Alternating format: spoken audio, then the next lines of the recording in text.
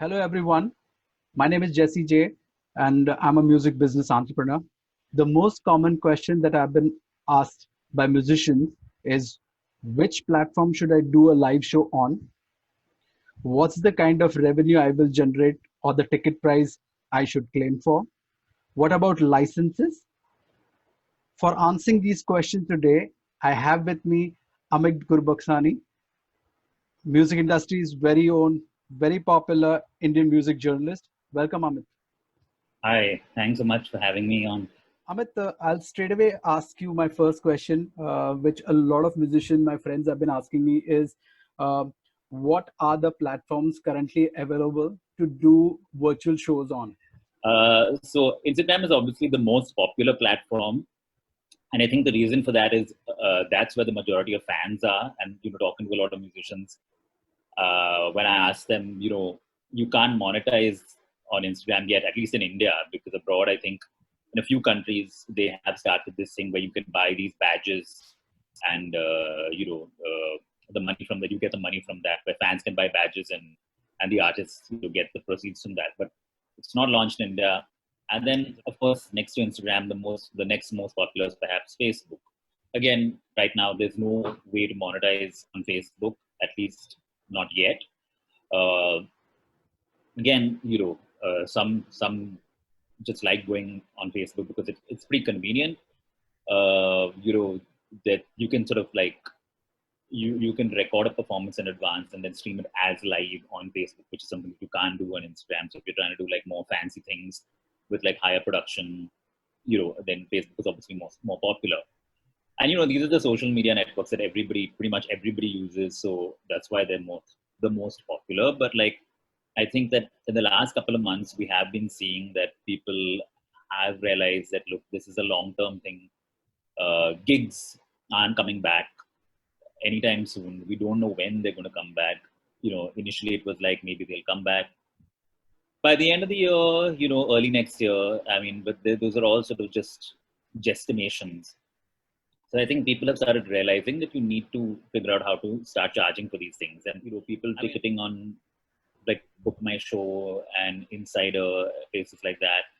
Insider, for example, has tied up with Zoom, and like so they, and not only Insider, there are a couple of places like a couple of other platforms that have also tied up with Zoom. And Yeah, essentially, I think Whitehaven. Whitehaven Entertainment is one of them, and so they sell the tickets and then they send you a link and then you log on to and you watch the gig on Zoom. Right. But again, Zoom is not the best platform, especially because the sound, I mean, it's sort of like, it's not the best for music performances. It's great for like, I think, conferences and even stand-up comedy where just somebody's talking. Right. And we're using Zoom right now. But like, Right. for a gig, Right. sometimes there's a lag, Hmm. especially, I mean, and, depending on the kind of like setup that you have. So again, Zoom is not ideal, but that was, of course, the most basic way that people have started uh, ticketing their gigs, and that let's try to do like go a little bit above and beyond. This is Skillbox. So Skillbox is also a ticketing platform, but you can the gigs can be streamed on their own website, and they sort of they promise a higher audiovisual quality than your average gigs. And I have watched a gig on Skillbox, and the quality definitely was better. Okay. I mean, I don't know whether that's also because maybe the artist performing had made sure that they had a decent setup on their own. Okay. Because having the necessary equipment is also essential. Having a decent mic, sound card, etc. Right. All that make the artist that can take care of on their own, which helps enhance this quality of the sound. But so Skillbox is one of the places that is doing it. And I think they take, I mean, I'm not sure exactly about what cut they take, but I think it's about 7.5% from the ticket sales. So it's a straight sort of like you get whatever you sell minus their cut. Right. Similarly, in places where now that restrictions have eased, people are trying to sort of now kind of do again, because like in all these cases, it's usually just the solo artists going live, right. Because there were restrictions on people meeting, and so bands, you never really saw any bands performing. If at all a band would perform, it would be the lead singer who would be performing on a guitar or Hmm. doing like sort of an acoustic gig. Hmm. But now what's happened is that because restrictions have eased somewhat, there are places that are doing like these dedicated venues where you can come and perform. Like I can give you two examples. One is Sure. Stream 3. Yes. Stream 3 Bangalore. Bangalore, yeah. Yeah. And it started by one of the guys from this band called Perfect Strangers. Yes. And what they did was that they had a jam pad, like this warehouse that was Right. like a jam pad. And they had decided, I think even before the whole lockdown started, that they were going to convert this into a sort of venue because Hmm. they were, Bangalore has had a bad, it's been pretty bad scene there with a lot Yes. of venues Yeah. shutting down. Yeah. Because of the music licenses and Because of stuff. all Yeah. the various licenses that they Yeah. needed. So anyway, I had this in mind, and when the lockdown happened, they decided to actually go ahead and do it. So what they do is that they have like essentially it's like a proper venue, except that there's no audience there. Hmm. Because you can't get to audiences, and so they have a full setup for an entire band to come and play with a stage and everything like that, and all the lights and the sound and the works. And bands can come and essentially stage a performance that, again, they're using Skillbox to stream it, Hmm. but it's filmed. They film it. They use their sort of audio channels, so the quality of the audio and everything is also sort of like taken care of by them. Sure. And they work on a pretty interesting model actually. They have a proper gate share model. Hmm. So for them, they have like this tiered system where it's like if you sell up to 100 tickets, it's a 50-50 split. Between 100 and 150, it's a 60-40 split. Between 150 to 200, it's 70-30. And above 200, it's 80-20. I mean, obviously, the bulk goes to the band. So that's the kind of split they have. So it varies from 50 to 20% depending on the cut, depending on the number of tickets you sell. So Very interesting. HM model, which I think is actually a good thing, Yeah. because what happens now is that, and this has been a complaint of like promoters and venues for like the longest time, right? Hmm. That the problem with paying bands a flat fee, they feel, is that the band really doesn't take an effort to bring in the crowd. This sort of puts the onus on the band to sort of really use their social media channels and try and bring as many people to the gig as possible. Now in Bombay, similar to Stream Funny, there is a Glass Onion Studios, which is actually a recording studio, Yeah. which has now become a sort of venue, and they're doing exactly the same thing. You basically, bands can go and perform there. There's no audience. Hmm. Interestingly, though, they're using Insider and Zoom to stream the gigs. But what they've done is that they actually don't have any fancy camera, video filming equipment. They've actually figured out how to use smartphones at different positions and sort of use like OBS software, it's OBS actually, and actually film the gig and broadcast it in real time. So it almost looks like a TV show because you're getting all these different camera angles. Hmm. So it's pretty slick, and because it's in a recording studio, the sound. Have you heard any shows? I've heard one of theirs. Yeah. How's the sound? Sound was pretty good. Huh? Yeah. So it means then we can't say that it's the Zoom which is creating a problem, but at the end of the day, the sound is coming from Zoom. Yeah, that's true. Exactly. Yeah. So, but I think again, right, it really depends also what the feed is coming through to Zoom, right? Sure. So I think that if you just rely on Zoom itself, Yeah. then you're not going to get great quality sound. Right. Stuff on your own, then obviously you can improve it. So those are some of the things that are happening, and there's some like couple of interesting things that like people are doing, which I think is really shows the sort of innovativeness of how the indie music scene has really tried to address all the various issues that were associated with live streaming. Like one of the biggest things is that artists are performing like essentially in silence, right? They can't really see the kind of reactions that they're getting. I mean, there's a chat feature in most of these things, but like it's pretty distracting. And if you're performing, you can't really read the chat. So there's this thing called Clapstream, which is a website where what they have done is actually they have got this guy who's built it has basically licensed a sound bank of different like audience reactions.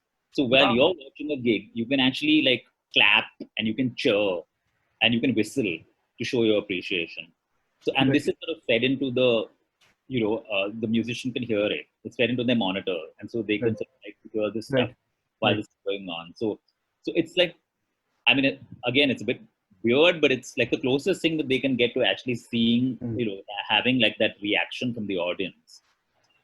So, and Clapstream, for instance, takes a 25% cut. So that sort of gives you a range of the kind of the different percentages that people are taking. And then, on the electronic music front, there is Altered TV, which is set up by the Gently Altered guys who used to do like this artisan and management company, used to do a lot of pre-lockdown. And they have actually tied up with this international company called Shotgun to sort of bring their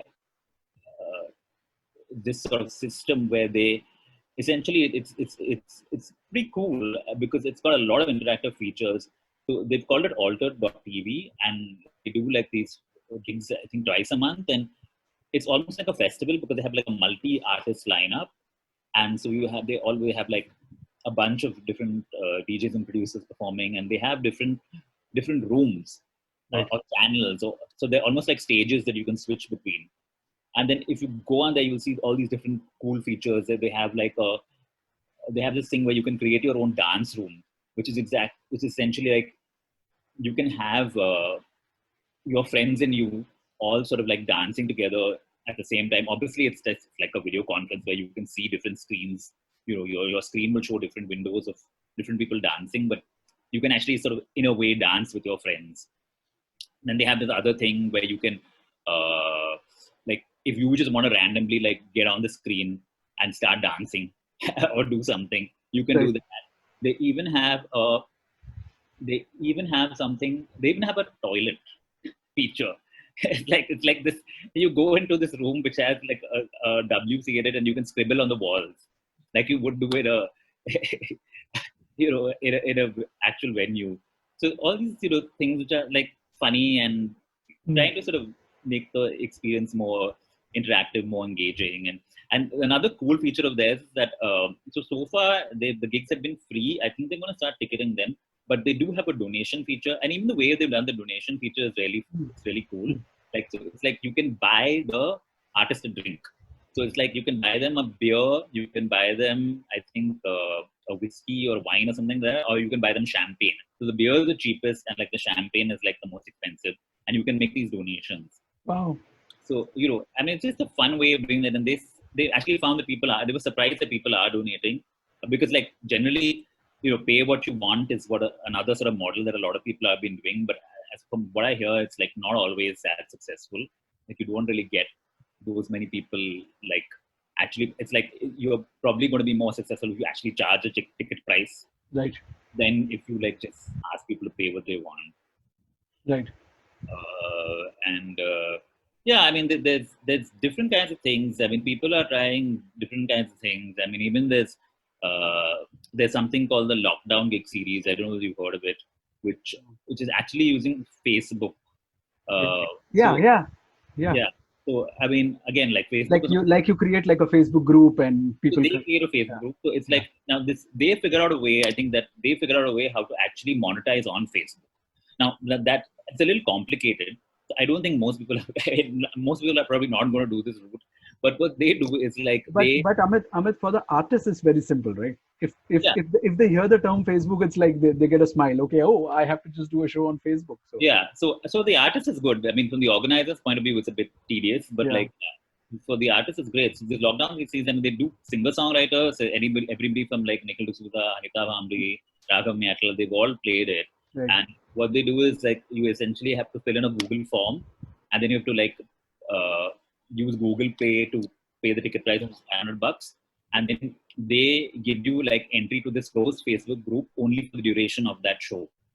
So that's how they're doing it on Facebook. I mean, I wish they would move to another platform because again, Facebook is not ideal, like I said, but like it's pretty cool that they've even figured out a way around this, right? Like how do I even do it on like on Facebook? And then another thing is like these whole virtual reality concerts. I mean, they're not exactly virtual reality; they're more like virtual concerts. Like and this is again, most of the electronic music guys are doing this because they're taking, I think, the model of like Tomorrowland, which just did like an entire Yeah. huge extravaganza. Yeah. Now, so I think with them, it's just like, because when you're doing an EDM gig, it's less about like the person performing, because that can be really, I mean, it can be boring to just look at one guy like standing behind a console, right? So they have to make up these worlds, these virtual worlds with these arenas. Even the guys under the radar, which manage Nuclear and Ritviz and Anish, they also did a similar thing, like a virtual concert. But what I found most interesting about that gig was the ticketing bundles. So talking about how to monetize, what they did was they had a super fan ticket. They had a regular ticket, which was some 199 or something like that, and they had a super fan ticket, which I think was 2,000, like 10 times that price. Okay. And what the super fan ticket got you? It got you either T-shirt, or hoodie, or kurta, depending on which artist you wanted. Along with entry, of course, it got you the gig entry, it got you this merch, and it got you free entry to all on-ground events for the next 2 years. So essentially, they figured that, hey, let us monetize the future. Yeah. Thank you so much, Amit, for taking out this time and it really means a lot, man.